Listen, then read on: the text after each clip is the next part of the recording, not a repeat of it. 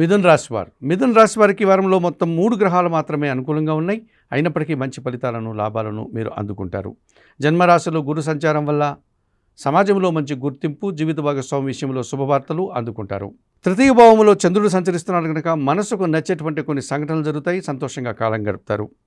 అలాగే తృతీయ భావంలో కేతు సంచారం వల్ల జనసాకారం బాగా ఉంటుంది.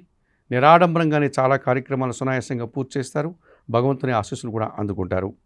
లాభములో శుక్రుడు సంచరిస్తున్నారు. ఆత్మీయుల కలయిక, సంతానం విషయంలో శుభపరిణామాలు, శ్రీజన సహకారంతో సంతోషకర వాతావరణం ఈ వారంలో మీకుంటుంది. భాగ్యంలో రాహు సంచారం వల్ల తండ్రి ఆరోగ్యం విషయంలో జాగ్రత్తలు తీసుకోవాల్సి ఉంటుంది. మోసపూరితమైన వ్యక్తుల విషయంలో మీరు మోసపోయేటువంటి సూచనలు కనిపిస్తుంది.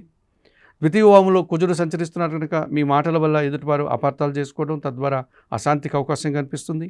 ఈ రాశి వారికి వారంలో ఆది, సోమ, శనివారాలు అనుకూలంగా ఉన్నాయి. దానాలు ఇచ్చేటువంటి క్రమంలో ఈ మిథున రాశి వారు 1 కేజీ మినుములను శనివారం రోజు పేదవారికి దానం చేయండి. స్తోత్రపారాయణ విషయంలో శ్రీదేవి ఖడ్గమాల స్తోత్రం నిత్యం చదువుకోండి.